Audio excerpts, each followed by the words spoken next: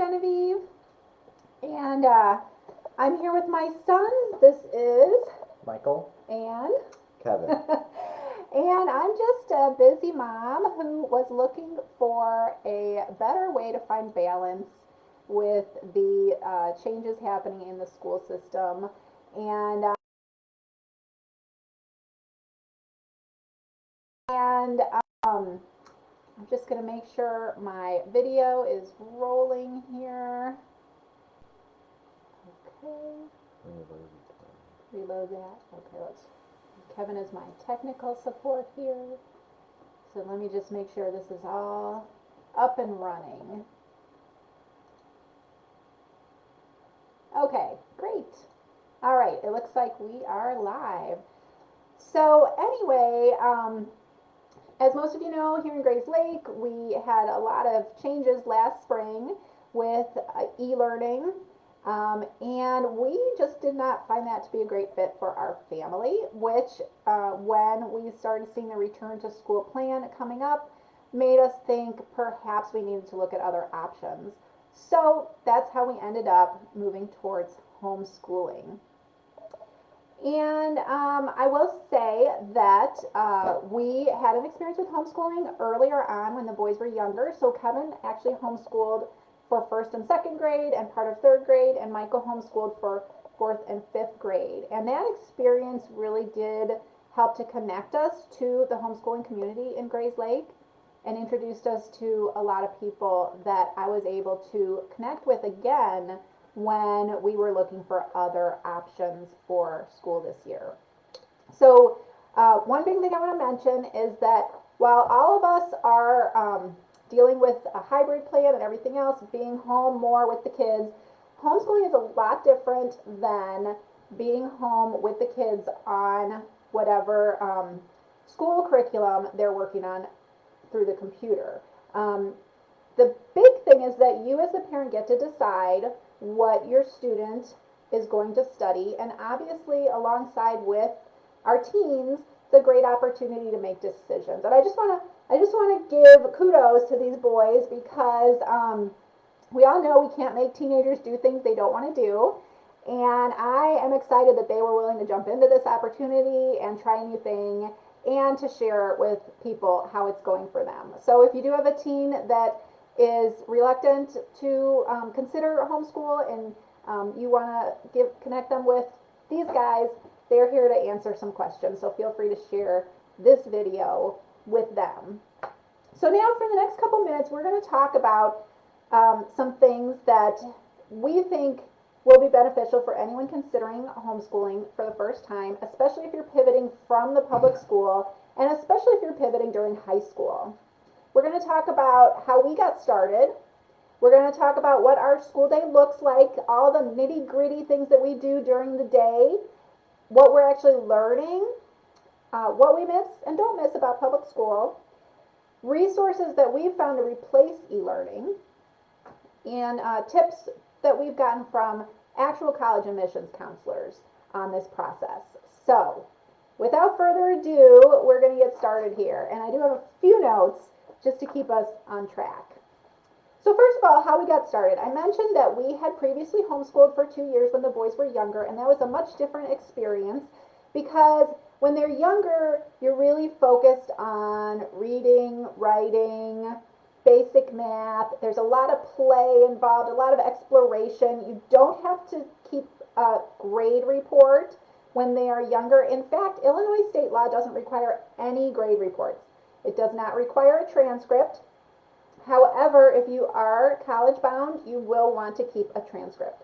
And the best resource that I found for developing a transcript is the Illinois Homeschool Legal Defense Association.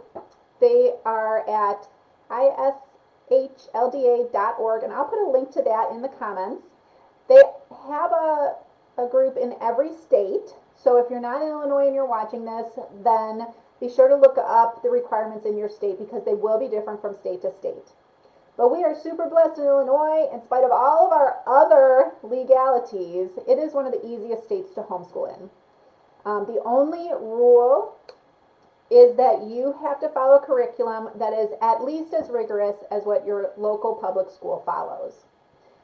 So, like I said, as younger students, they did things a lot differently than they do as high school students. But it's really important to know what your local school's curriculum is. So we are in Grace Lake Central School District. That's our local high school. And this is their registration guide. This, as you can see, is from 2014-15. This was the year that my daughter was going into freshman year. This is actually online now, so you can access it online. In fact, every school will have one of these online. So if you are not happy with the one that is in your local school district, you can actually choose to follow another one. If you want to follow Carmel Catholic's school registration guide, you can do that. If you want to follow Stevenson's school registration guide or New Trier's registration guide, you can actually go online and you can access that.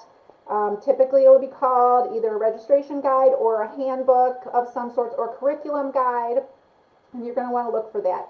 This one I've used for each of the boys. It no longer gets printed on an annual basis, but I've continued to use it because it changes very little from year to year. So if you do decide to use one of the online versions, it might be to your benefit to go ahead and print it out so that you have a hard copy to look through. But the most important thing to see in this guide, or in any guide, is the graduation requirements. So I have this all marked up. Graduation requirements. Maybe So you can post a picture of it later or something. yeah, that's a good idea. We can link a picture of this in the comments. And those graduation requirements are important because obviously that's what you need to graduate. So you're going to need to make sure that each of these subjects are in your homeschool curriculum also. So for instance, the graduation requirements for Grays Lake High School District are 1/2 year of applied arts, 1/2 year of consumer education, 1/2 year of driver's ed, 4 years of English, 1 year of fine arts, 1/2 year of health education, 3 years of mathematics, 3.5 years of PE, 2 years of science, 3 years of social studies, and 4.5 units of electives. Now, my sons, I know they're sitting here right now saying, wait, why am I taking all these other classes? I know you're thinking that, aren't you? What? Only 3 years of math? Like, what a deal. But here's the thing, the other thing you want to look at, and fortunately, this is actually in Grace Lake's guide, this Illinois Universities at a glance, but some guides don't have this. You'll have to look this up on your own. But it says what the universities will actually want for admission. So for instance, if you are interested in going to a competitive engineering program at the University of Illinois, having just 3 years of mathematics is not going to necessarily be enough to get you in.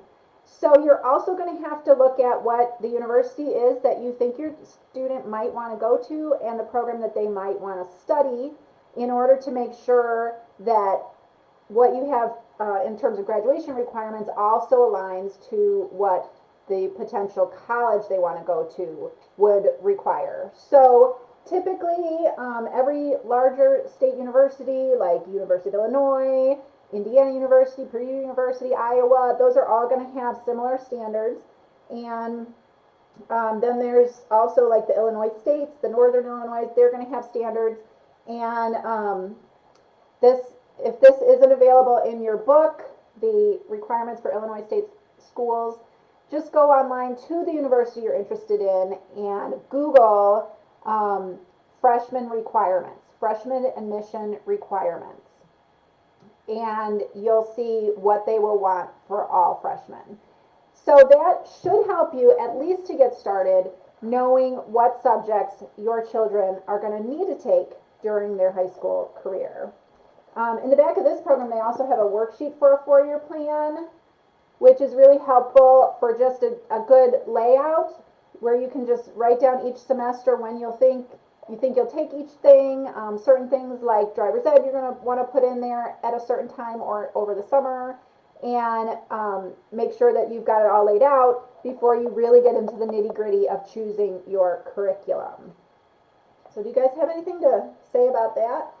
I think when you mentioned rigorous, I want to say something that specifically when we mean rigorous, like I'm guessing our top because it's required our like school curriculum, the stuff that we do, like the like worksheets and whatnot, or just like the assignments that we have daily.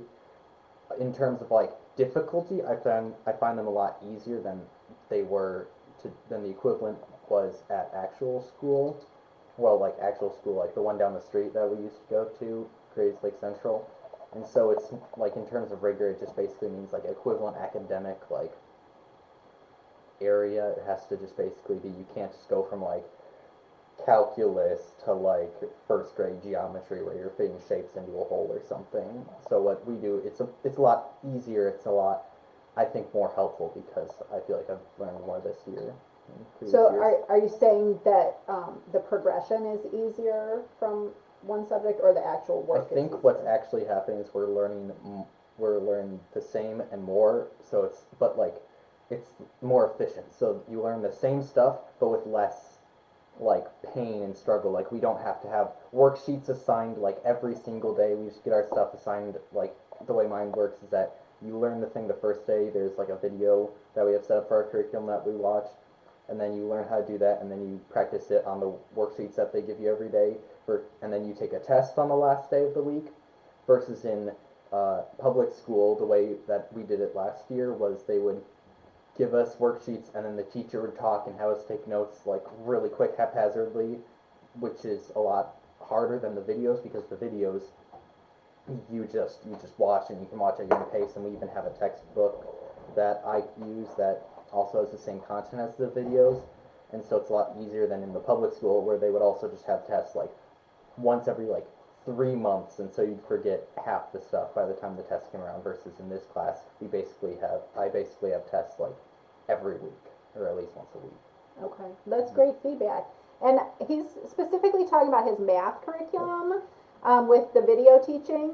So he has a program where he watches a video in the beginning of the week on the lesson, and then each day of the week he does a worksheet on that lesson that progressively builds up to the skill level, and then he takes a test on Friday for that lesson and then moves on. And I think it's interesting. One thing that Michael has said is that in the school, obviously, there's a lot of kids. Teachers are really busy.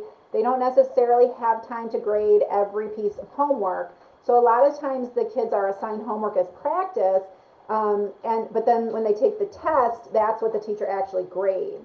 And I know that the boys have told me that a lot of times if they don't do well in those tests, they're allowed to retake the test for a better grade.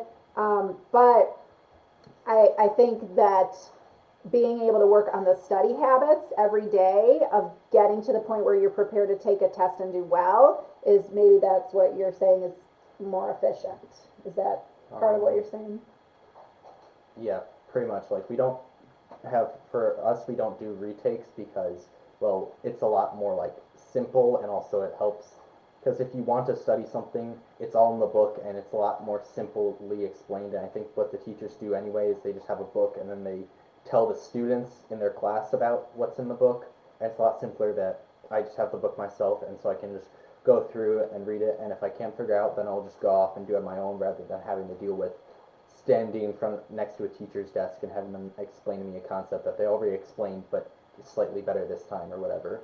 So in this case, I can just like ask one of my parents or just mainly do it myself, which is a lot simpler. And I just want to repeat this again, that when I say like that things are easier now, like the curriculums I do are easier now, I don't mean that they're simpler. They're more complicated. Obviously, they're as complicated as they would be in the public school, but it's not hard to understand. It's not something that the teachers explained it 4 times and you don't know what's going on, and then you're gonna fail a test and they have the retakes just because they know you're gonna fail the test, which is kind of sinister now that I'm thinking about it. But it's like you don't have to like get out of class not understanding something because you're probably going to understand everything. Okay. And why don't you share what other classes you're taking, or what are the classes you're taking? I'm taking pre-calculus, physics, I have a programming class I'm doing with a program called Unity on, what's the thing called?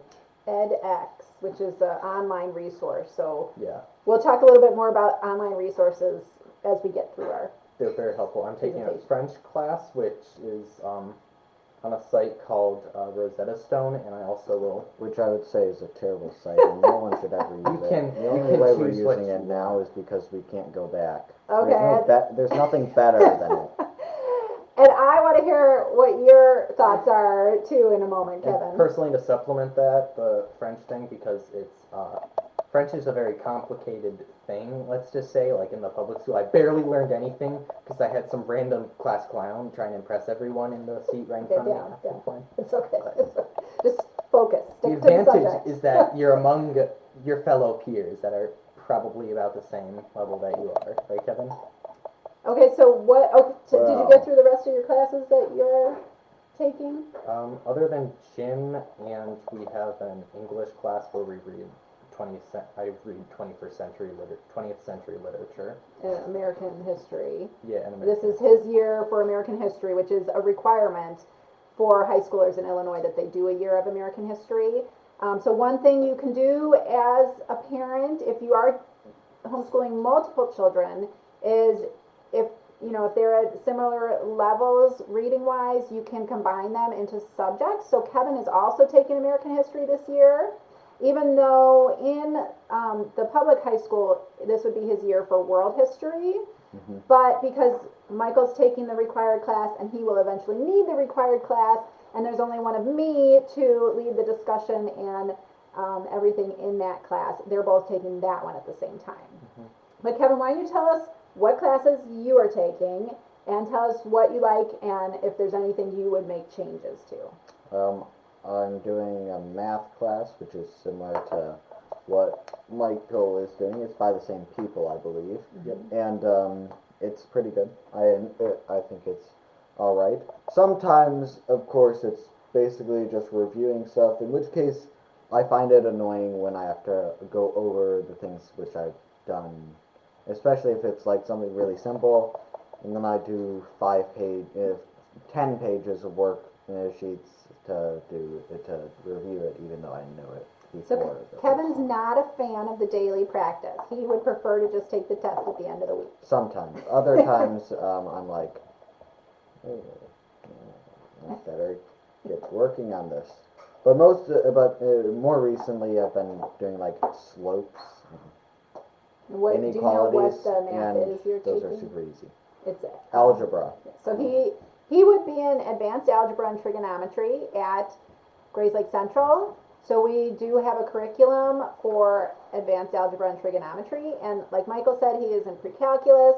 I am not necessarily a skilled mathematician, so I am very little help when it comes to those two classes. So if any of you out there are like, I can never do high-level math with my student, I'm here to tell you that there are resources for you. And what is the one resource that you like?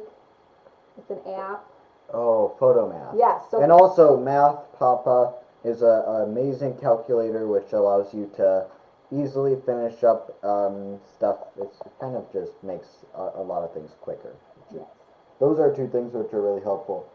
Of course, it's basically my teacher, because I go to Mom and she's like, I don't know this.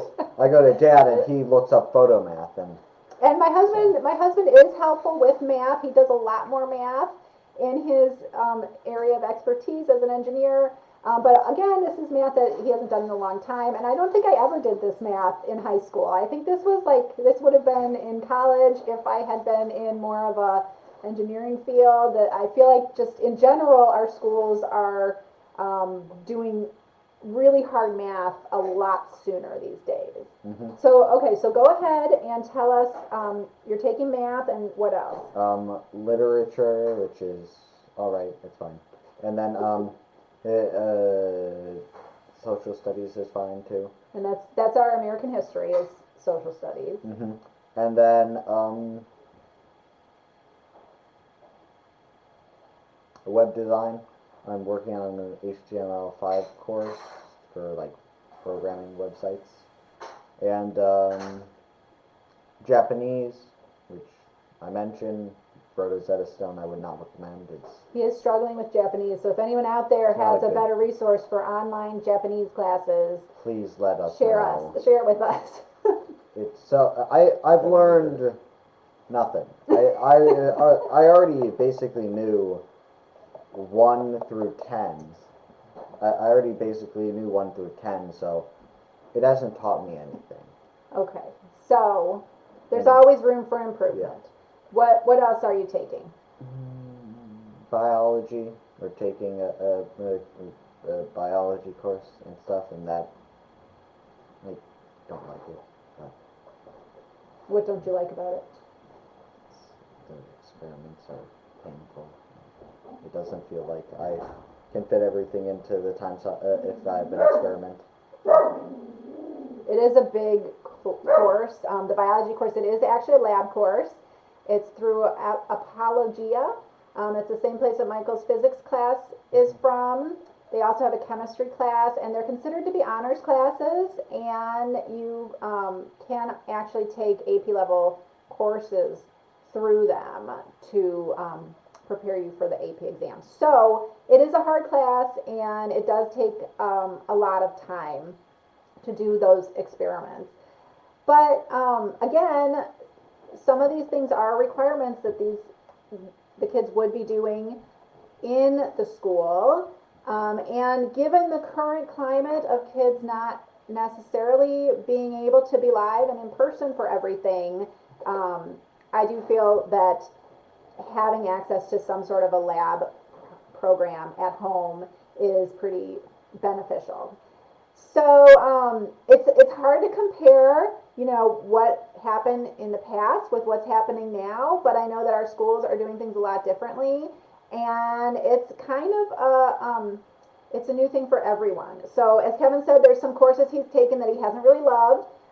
Fortunately, for the most part, like his Japanese class, that's just an elective. Mm-hmm. And you can choose, most schools will ask for 2 years of a foreign language. So, if he decides he doesn't want to do 2 years of Japanese, he could do 2 years of something else. If he does 2 years of Japanese and he never wants to do it again, he's at least met those requirements. Mm-hmm. And that's an elective class. He also takes piano lessons as an elective, and he also did a online driver's ed class this year. I believe that's fine arts. Yes, so piano is his fine arts. And something that I want to share that's really cool, I said that with all the legalities in Illinois, homeschooling is one of the easiest things to do here. But it's also interesting because you can actually write off a lot of your expenses on your taxes for homeschooling. So, for example, if you do have a student who's taking lessons outside the home for an instrument, you can write that off of your taxes as a homeschooling expense. Sorry, are you looking for? I just wanted to clarify.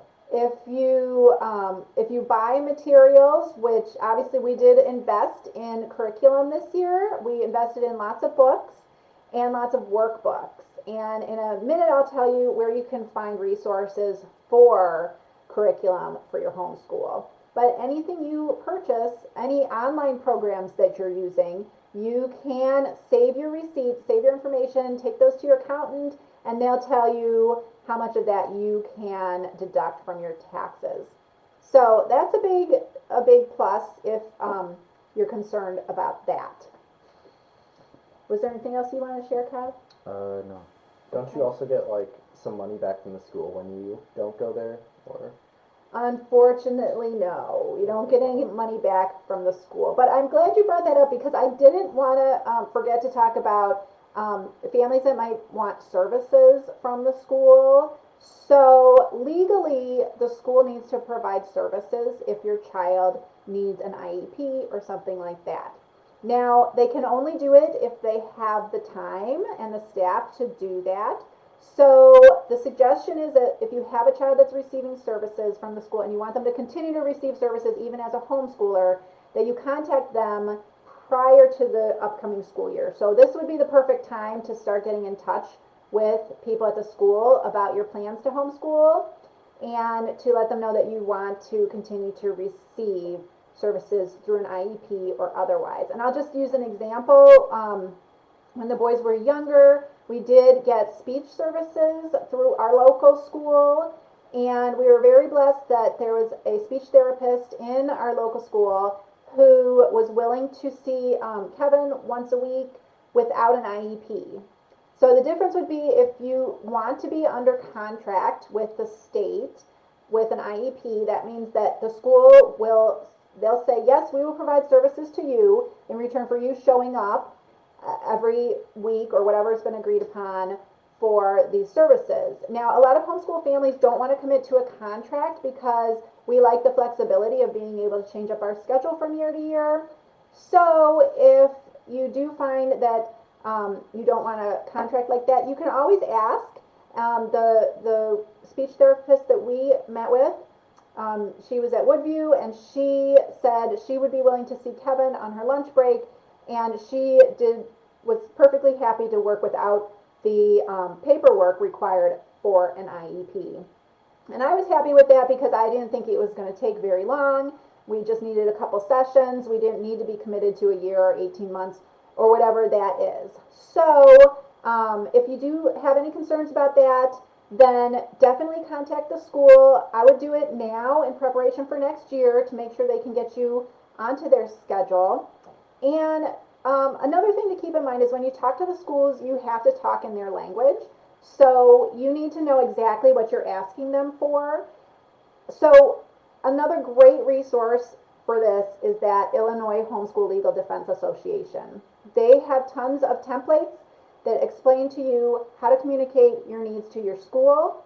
And for example, for an IEP, you would want to say, send an email and say, dear so-and-so, I am a homeschool mom of my student, and I am under the understanding that you can provide these services, by law. You can even state what the law is so they know that you're familiar with that. How do I begin this process? So you just need to be confident in what you're asking them for, and remember to speak their language, because it's not their job to figure this out for us. They have a job, and it's a lot of work, and right now it's even crazier than it's ever been before. It's our job to know what we need to say to them to make it easier for them to give us what we need for our children. Now, the other thing I want to mention is that if you have a child in public school and you're getting ready to pull them out, there is no requirement that you register. So I've heard a lot of people say that when they called their school asking how to homeschool, the school said, well, you need to register with the school board or the state, or you need to fill out some form that nobody could find, and so people give up. And the truth is that there is no requirement that you register with the state of Illinois as a homeschooling family. You do not need to be a trained or licensed teacher. You do not need to submit your curriculum for approval. You do not need to do any sort of curriculum review. You don't need to report to anyone. You just say, dear whoever it is at your school, registrar, whoever, I just want to let you know that my student will not be returning for the 21-22 school year. And you don't even need to tell them that you're going to homeschool if you don't want to. You can just say that they will not be returning. And I would suggest that you do that either in a certified letter or on email or both, because the schools have turnover during the year. Sometimes in the summer, I know our school lost their registrar right before school started this year. I had contacted 3 people at the school to let them know that we would not be returning this year, and still got a call asking why we had not picked up our schedule. So fortunately, I had a paper trail of all the people that I had talked to, even their responses, and I was able to send that in and say, I have notified you that we are not returning this year, and this is what we're, this is the deal. So don't be looking for us. So just to let you know that be sure that you have the information that you need. And again, the Illinois Homeschool Legal Defense Association is a great place to start. I would highly recommend that you join them with a membership, even if you're just starting to explore homeschooling, because they have so many resources. It's a $140 membership for a year. And in addition to accessing all of their resources, all of their curriculum guides, their transcript creator, and everything else. You'll also get discounts for different stores and places that you might purchase materials for your homeschool. So I just want to make sure that everybody knows about that. That's the first step in getting started, is to let your school know that you're not coming back. So now just real quick, I want to let the boys talk about their school day and what it looks like in a day. So who wants to share? Okay, well, I wake up, normally we start school at about 8 o'clock, and so I set my alarm for 7. But so that means that I'll be downstairs at about 8 or whatever, and I'll either have my lunch like at 7:30ish after I've gotten dressed and stuff, because I work on like setting my clothes out and like setting them up the day before, because I like to be organized. And then I just we get down at 8 o'clock, and then we say good morning or whatever. We have a bell that has been So set if up. you guys don't know about Google Home, if you have a Google Home speaker in your house, you can actually set a family bell. It's in the app, in the Google Home app. And so I have a bell that goes off every 45 minutes throughout the day to kind of move us through our day and let us know that we're getting to the end of our day. So that's a great way to nag them without me being the one. Mm-hmm. Yeah, then we kind of like talk and Mom make sure that we have like everything done from the last day or whatever, and then we get our we have assignment sheets. Like here's one. It's just basically like the program that we use that I'm pretty sure you're gonna go over in a minute. Yep. They just have like a checklist of everything, and once you finish up, you just like check it off or whatever. And from there, I will get my math done, and I'll do like the reading that I have for English and history or whatever. And so then I'll discuss like English at like 10:30 is the time that we do it, and then after that I go into my the Unity game development software thing, and I'll go outside for gym, and thankfully it's pretty easy because we live in an area where there's a lot of sidewalks, so you can just walk around basically, or you can even get like someone else to play a game with you or whatever, or just personally recently I've been like playing basketball and just shooting like hoops in the front yard, and then after that I'll just come in and do my physics and complete my French and anything I have left to do for that day. Awesome. And what about you, Kevin? You want to tell us about your day? I go to bed, and then I sleep, and then I wake up. Then I have an alarm which goes off at 7, and so I get up, I turn off that alarm, and I go back to sleep. And then I have another alarm set for 7:45. That way, when that goes off, I'm already kind of shaken awake from the first one, because I like to sleep. And so I wake up, and then the second one goes off, and I'm like, all right, time to get going. And so I come downstairs, fall down the stairs, have to put my pants on, and yeah. all I can say is it's a good thing he has a short commute. Mm-hmm. Yes. We just walk downstairs instead of his table. Though that was also how I basically did it during regular school too. Except I just had to walk out to the bus stop. Then we do the meeting Michael talked about, and then I get kicked out of the house and have to walk till 9, and then I read once I get home and rest and well, not rest. I read, and then we do a discussion and talk about what I read, and then I usually just end up doing my history, but on my schedule it says I'm supposed to do web design, so. We have a flexible schedule. Yeah. It's more of a suggestion. We changed my schedule, and I used to do history at that time, and I like doing history at that time for the most part, so I do history at that time mostly. And then after that, I usually have lunch and maybe do piano. Okay. And then after that, I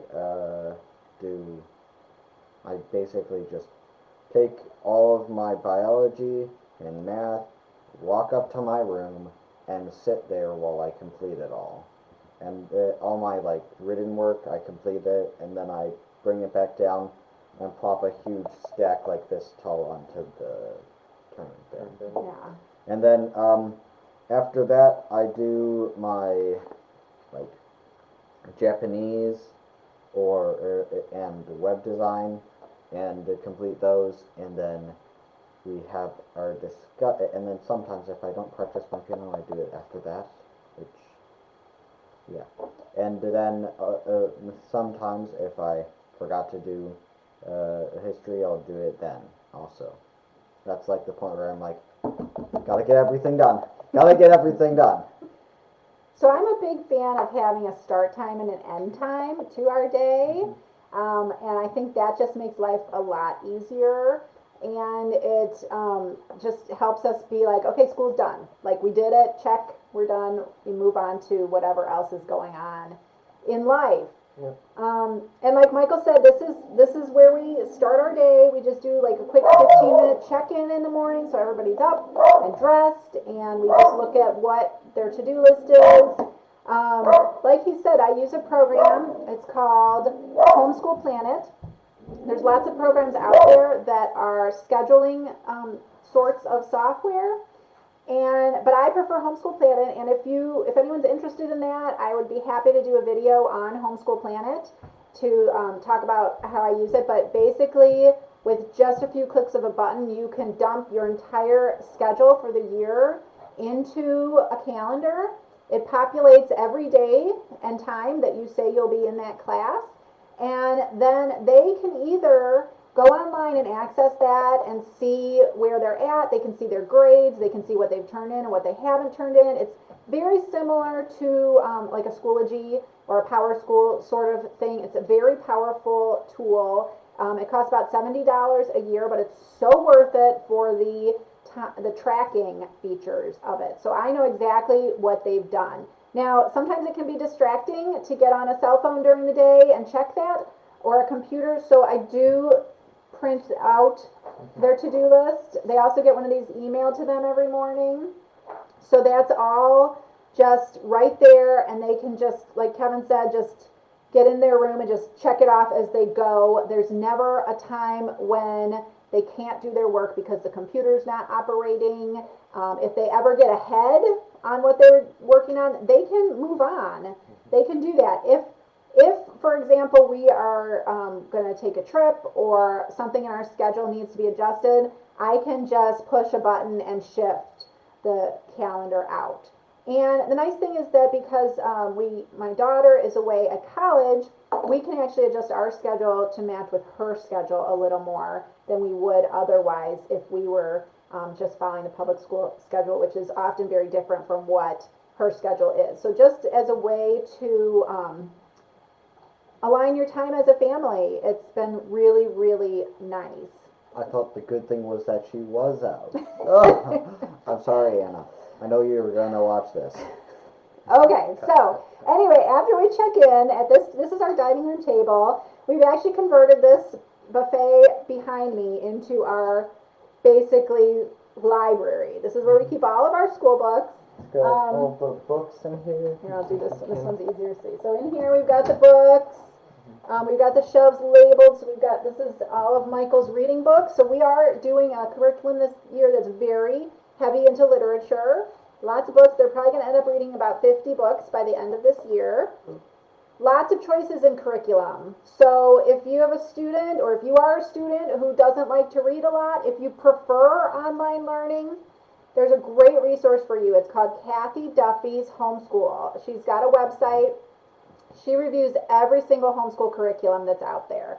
So you can search by subject, you can search by grade, you can search for an online classroom. Believe it or not, there are schools who have been doing virtual classes for 25 years. So this is not a new thing. If you think about it, lots of kids are athletes, they're performers, there's kids who compete in the Olympics or other national competitions, kids who participate in musicals where they're traveling, for whatever reason, or kids who are in isolated areas of the United States where it wouldn't be convenient for them to get to a school. And so there are many, many virtual schools that have been operating for 20 to 25 years who have really excellent programs. So if you find that what's currently happening in the public school isn't efficiently done or done in a way that you find beneficial, Kathy Duffy has some great reviews for virtual resources also. And we use a curriculum called Sunlight. It is a Christian-based curriculum. So that is the worldview, but there is a lot of other curriculums out there. Again, Kathy Duffy can recommend pretty much anything that you are interested in. So like I said, this is an example of one English class. Those are all the books for Michael's junior year English class. Also, if you have a student that would be taking honors classes in high school at the public school, you can call your homeschool classes honors classes. And this curriculum is actually designed as a potential AP curriculum. So you can purchase curriculums that are for AP students. The thing is that AP is a copywritten term. So the College Board owns the term AP. You cannot put AP English on your homeschool report card because they do not have that available to homeschoolers. That is only licensed to public schools that have bought permission to promote their classes as an AP class. But you can call them honors classes and you can take the AP test. So here I've got a bunch of books in preparation for some of the AP tests that Michael's going to take this year. He's going to take AP History, AP Government, and AP Language. So if you have a student that would be taking AP classes this year, you can purchase materials that are AP compatible.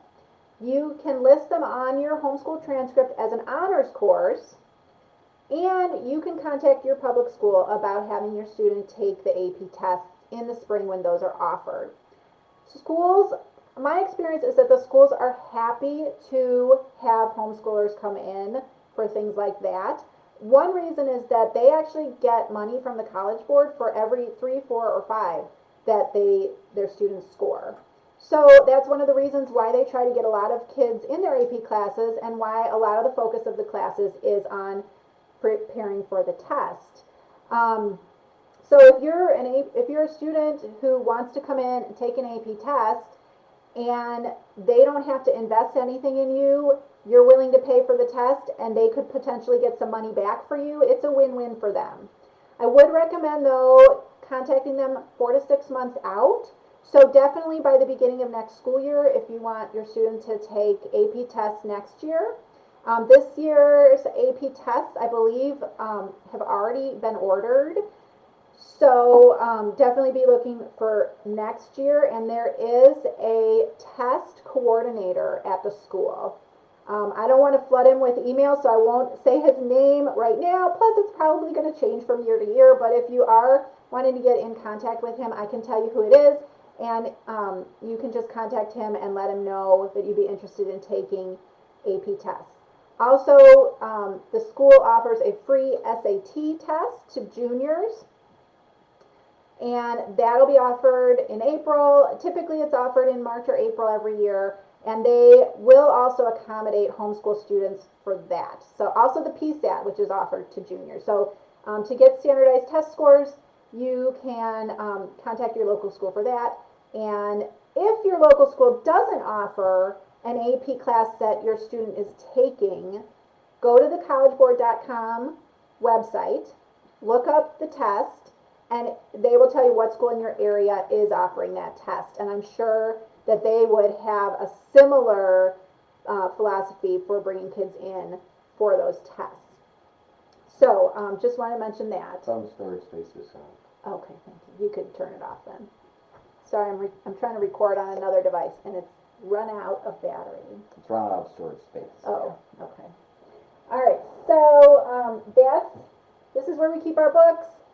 Science and math are down here. Mm-hmm. All the textbooks are down there. Yeah, we use a math program called Matthew C. And like Michael said, it's actually a video teaching. Can you not read that? Yep, sorry. And we use this, actually Kevin used this same sort of program when he was in 3rd grade. And at the time, I kind of struggled with putting him in front of a video to learn math. But then my older daughter, she was a freshman at school and she was taking a math class and the teacher sent them home to watch a video before coming in to class to do work. So it was called reverse teaching. So that's a thing. And Reverse. it's reverse teaching. So they watch the video at home, they come into class to do the work, and the teacher counsels them on doing the work. So that's a thing to do, have the student watch a video and then do the work. Now, this textbook actually, it does give me answers for their tests. It also gives me answers to the tests. And that's the thing that kids need to get used to is the fact that, especially in college textbooks, I'm getting good grades. especially in college textbooks, the answers are typically in the back of the book. And what that means is that the student needs to practice and know that they are solving the problem correctly, and that gives them an opportunity to check their work and fix it if they've done it wrong so that they can do it correctly on the test and the next time. And so we do test in our homeschool. Like Michael said, once a week they have math tests. Kevin has a spelling test once a week. We have essay tests. We do SAT practice. We have, what else? Oh, we do memorization and public speaking and things like that. So lots of things. I know the entire Gettysburg's Address now. Yeah. I memorized George Washington's second inaugural address, the shortest speech of any president. And now I forgot it. So we are doing a lot of things here in our homeschool, and that's the beauty, is that you can do lots of different things. There are lots of different ways to homeschool. There's no one right way to homeschool. Lots of different resources. The right way to homeschool is the way that's best for your family and your child. And that's what I love about the flexibility.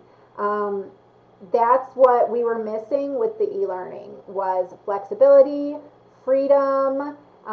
We felt very trapped by the computer and the internet. We felt like we were prisoners of the internet, and just not really having a very efficient, as Michael said, way to do things. Some subjects just don't translate well to computer. I really feel like writing out math problems is really important.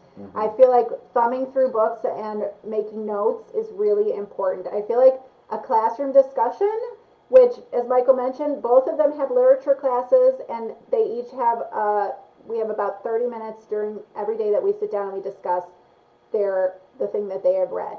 Now, I have not read everything that they have read, but the teachers' books, the guides that come with these curriculum are very detailed in how to lead a discussion and what the answers should be and the definitions of different things.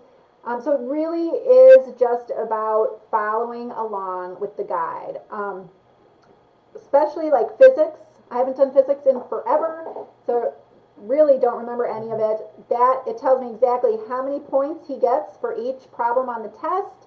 If there's any partial credit, it tells me the partial credit to give him. It tells me how experiments should be weighted versus tests versus quizzes, like everything, the weighting on everything. Again, as I mentioned, when you develop your homeschool, you can call yourself an honors class. You can't call yourself an AP class. Now, some of you may know that AP classes are weighted higher than honors classes in the public school. So what we've been seeing for a long time is really high GPAs, like way over 4.0s, because of those AP classes. And this is where I want to get into what we've heard from some college counselors. And that is that a lot of the colleges don't want to see a weighted GPA anymore. A lot of them want to see a straight GPA, unweighted GPA, because they know that these AP classes push the GPA up so high. And so I don't think there's any reason to be concerned that an honors class might not count as much as an AP class, although you can still weight an honors class higher than a regular level class. And I truly believe that if you are pursuing standardized testing with your child, that that's going to shake down eventually, and those schools are going to be able to see whether those honors classes were really advanced or not. So what we've heard from college admissions counselors who we've talked to are a couple things. First of all, they're going to be getting lots and lots of crazy information over the next year or two. So they're gonna get multiple transcripts from multiple places because a lot of kids are either switching out of public school to go to private school or switching into homeschool. So they're expecting to get multiple transcripts from kids. And they say they will take any transcript that's coming. So if you have a student who's taking a class at, say, CLC or something, which you can do after your 5th semester of high school, you can take classes at CLC. I know a lot of those are online right now too, but they'll take those transcripts. They'll take a homeschool transcript. They'll take a high school transcript. That's what we've been hearing from some of the schools that we've been talking to. They're also going test optional in a lot of these schools because they just don't know if these tests are going to happen. I know Michael you took AP Econ online. AP Micro and Macroeconomics. And it was online, right? Yeah, it was online. So they're not sure what they're doing about that this year, if they're going to be online or in person.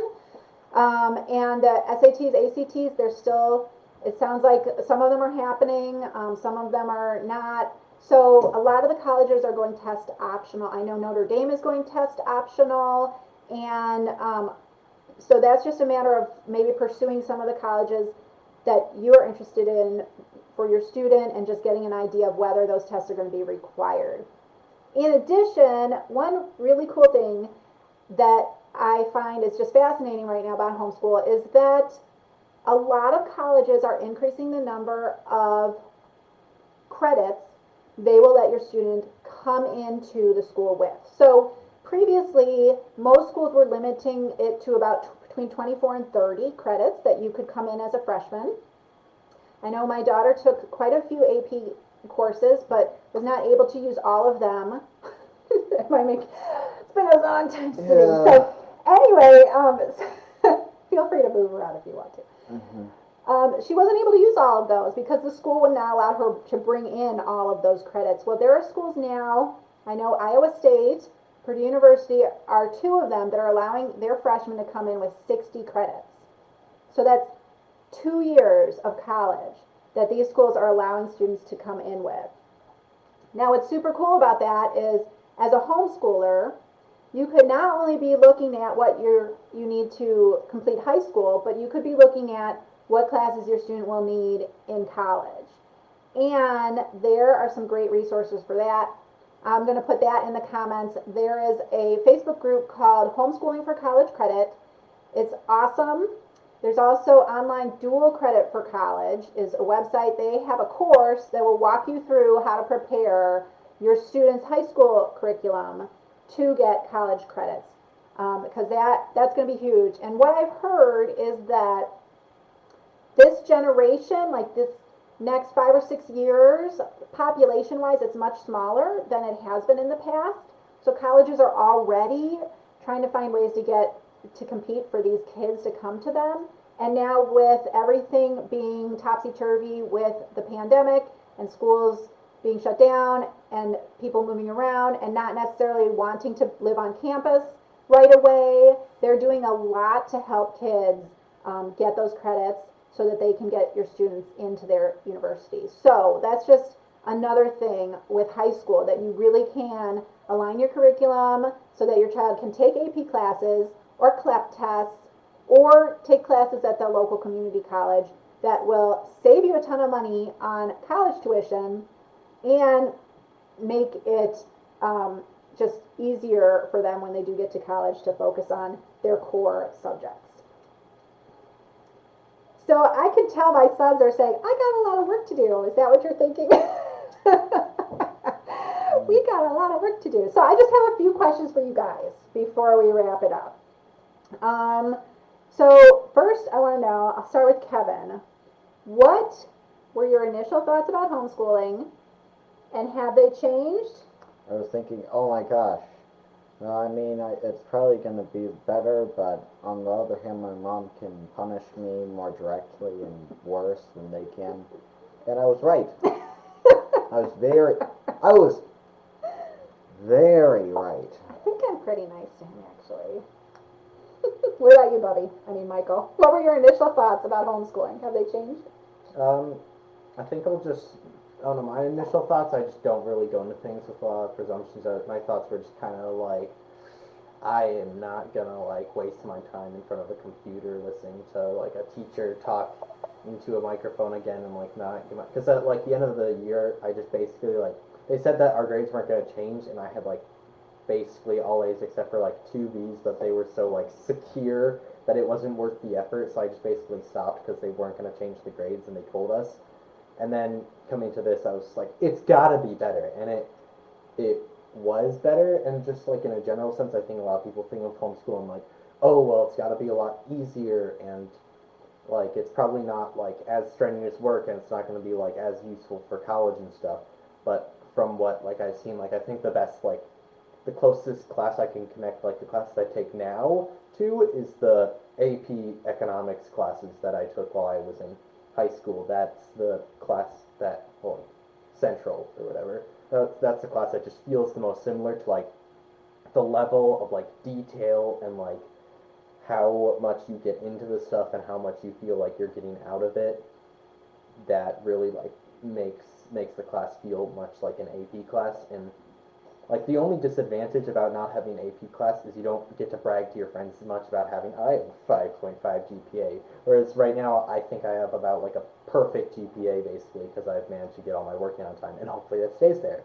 But now it's just definitely I'm thinking it's a lot different from regular school because the like your parent is more involved or if you're and so that means instead of whatever the heck they decide to teach you at the public school because I don't know I don't none of us get to have a say in it basically you actually get taught stuff that like your family cares about instead of some random bureaucrat telling that Grace Lake has to teach this year or whatever.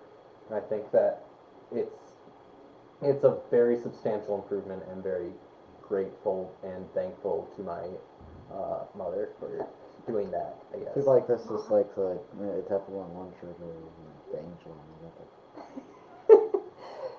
So definitely, homeschooling does allow you to customize the curriculum. And I know when I homeschooled the boys when they were younger, I thought, how am I going to do this? Like how am I going to get them to focus? But when your student is learning something that they are interested in, it's amazing how much more focused they are.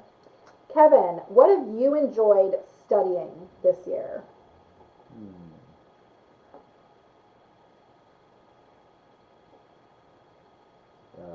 History. Okay. Was there one part of history that you liked more? Well, we're approaching the stage where we're talking about Rockefeller. I remember watching a documentary about him and a bunch of other rich people in like 7th grade, and so I love that stuff. Cool. So, yeah, I really enjoy history. It's a very nice compared to how we usually do it. Okay, I'm glad. Good. What about you? What have you enjoyed studying this year? I was gonna say history, but then Kevin said it, and I want to be special here. We have a really good history curriculum where it's basically based around like a series of like, yeah, we have like a series of 10 books, and it's American history, so it starts from like way back with like the people coming over the land bridge and stuff, and like progresses all the way up to like the age of exploration, and then it goes through all like the founding of America all the way up to modern day, like 2011 is like the latest date it has in the book. But I think physics is actually a class that I found myself surprised I liked versus like before. I don't know, it felt like I took chemistry, that's the highest level class I took in public school. Well, highest level science class. And it felt, I don't know, it didn't feel like everything like went together. Everything felt like it was some kind of like vaguely defined rules that you have to like push in and remember like okay remember the periodic table and the electron things go like this and this that's like easy to remember, but the way like the curriculum I have now teaches it and just generally being able to like learn it myself instead of having to sit in a class and do like experiments I don't necessarily care about with like partners that I had to desperately find because I didn't know a ton of people in that class. It's kind of like really cool and like it goes together like each thing like flows in the next like gravity and like vectors help you understand like electromagnetic like and Coulomb's law whatever, and I think that's very interesting. I like that a lot. Okay, great. What do you miss about public school? Friends. I have no friends. No. Well, that's an overstatement. I have some friends which I get together with outside when I have free time. And I know Michael's like, but you spent like 30 minutes talking to me You spent while I my was trying to get my entire- work done, Michael. You've spent your entire life with me. No, I'm just kidding. What about you? For me, yeah, the social aspect, but at the same time, there is no social aspect right now. So, in fact, in this, I have more free time because if I get into like a good groove, normally we're supposed to finish at like 4:30. That's like our schedule, or like 4:30, and that's our scheduled time to get stuff done. We're supposed that to she be set done up. by 4. But I can get like all my work done by like 1 or 2 if I like get up on time and if I like get all my work done, and that's like and that means I can go out and like call some friends up and be like, hey, do you want to like, I don't know, play video games or just do something, whatever they're comfortable with the situation now. And so, in my opinion, right now, you're better off having homeschool because it's a lot quicker and more effective way to get stuff done. And if you become a homeschooler, then you can convince your friends to homeschool, and then you'll all be homeschoolers, and you can go out and like walk together or something. That's right. Pay it forward. Yeah. Okay. So, and one more question, Kevin. What would you say to other teens thinking about homeschooling, or parents thinking about homeschooling their teens? Don't use Rosetta Stone. Okay. And also,